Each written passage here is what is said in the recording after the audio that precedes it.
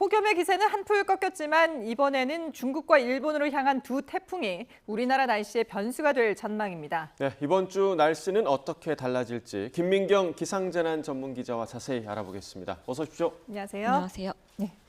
자, 지난주까지만 해도 저희가 폭염의 원인에 대해서 계속 분석을 했었는데 근데 갑자기 이렇게 날씨가 시원해질 수 있는 건가요? 네, 우선 가장 큰 이유는 우리나라로 들어오는 바람 자체가 달라졌습니다. 지난주에는 태풍의 영향까지 더해지면서 이 남쪽에 뜨겁고 습한 공기가 우리나라로 강하게 유입됐는데요. 지금은 한반도 이 북동쪽에 있는 고기압의 가장자리를 따라서 상대적으로 차고 건조한 공기가 내려오고 있습니다. 이 북동쪽에 커다란 시계가 하나 있다고 생각하면 쉬운데요. 이 고기압 주변으로 바람이 시계 방향으로 돌면서 북동쪽에 선선한 공기를 우리나라 쪽으로 밀어 넣는 겁니다. 이 지난주에는 바람이 불어도 에어컨 실외기 앞에 서 있는 것처럼 뜨거웠었는데 네. 이 주말부터는 바람 자체가 확실히 달라졌다는 거 느끼신 분들 많으셨을 겁니다. 네, 확실히 좀 느꼈고요. 그동안에 우리가 기록적인 폭염의 원인으로 꼽았던 게 이중 고기압이었잖아요. 그러면 이 이중 고기압이 깨진 겁니까? 맞습니다. 이 견고하게 버텼던 이중 고기압이 깨졌다고 볼 수 있는데요. 이 두 시점의 일기도를 보면 확실하게 볼 수 있습니다. 화면 보실까요? 왼쪽이 폭염이 한창이던 7월 30일, 오른쪽이 어제 일기도입니다.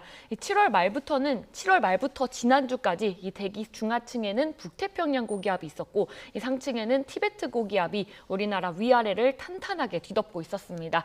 이 두꺼운 이불을 머리 위까지 두 겹이나 덮은 것처럼 뜨거운 공기가 빠져나가지 못하면서 극한 폭염을 만든 건데요. 그런데 어제 일기도를 보면 이 두 고기압의 모두 세력이 약해지면서 이렇게 우리나라 상공에는 차지하지 않고 있습니다. 이 하늘만 봐도 변화를 느낄 수 있는데요. 이 주말부터는 모처럼 하늘에 떠 있는 구름 구경하신 분들도 많으셨을 네. 겁니다.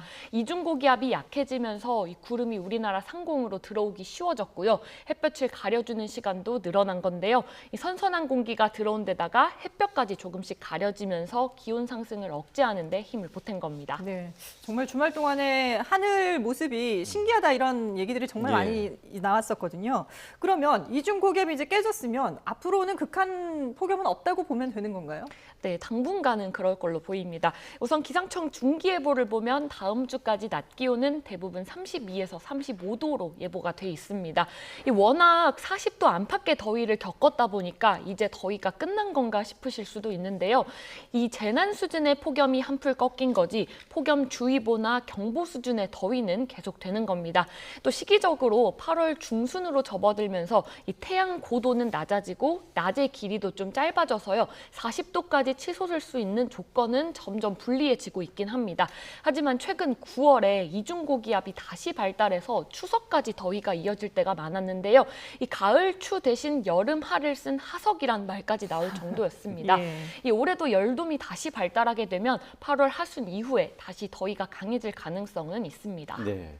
자, 태풍 상황도 좀 살펴보겠습니다. 조금 전에 저희가 이제 중국 특파원 연결해서 소식을 듣기도 했는데 어제 제주와 전남 해안에 상당히 강한 바람이 불었다고 하더라고요. 그럼 태풍의 영향입니까? 맞습니다. 제13호 태풍은 지금 중국 상하이 부근에 상륙했죠. 이 직접적인 영향권은 우리나라는 들지 않았지만 그제와 어제 태풍이 가까워지면서 간접적인 영향을 받았습니다. 화면 보실까요? 어제 오후 2시 상황인데요. 이 태풍 주변에는 바람이 반시계 방향으로 불어오고 이 북동쪽 고기압에서는 시계 방향으로 이렇게 북동풍이 불어오게 됩니다. 우리나라 남쪽에서는 이 두 기압계 사이에서 기압차가 커지면서 바람이 강하게 불게 됐었는데요. 이 때문에 제주와 전남 해안을 중심으로 바람이 강해진 겁니다. 어제 신안 가거도에서는 초속 26.2m, 제주 사제비에서는 초속 25.8m의 바람이 관측됐는데요. 이 시속 으로 환산하게 되면 93에서 94km 정도로 자동차가 고속도로를 달리는 속도에 가까운 바람입니다.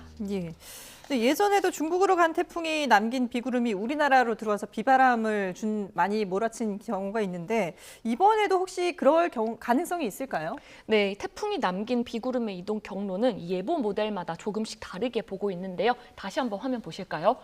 이 우리나라 예보 모델 킴은 태풍이 이렇게 중국 내륙에서 점차 약화해져서 저기압으로 변한 뒤에 이 광복절 연휴 후반때쯤에 우리나라로 들어오는 걸로 예측을 하고 있습니다. 유럽과 미국 모델도 시점과 경로에는 차이가 있지만 이렇게 일부 비구름들이 서해와 그리고 우리나라 서쪽 지방까지 영향을 줄 가능성을 보고 있습니다.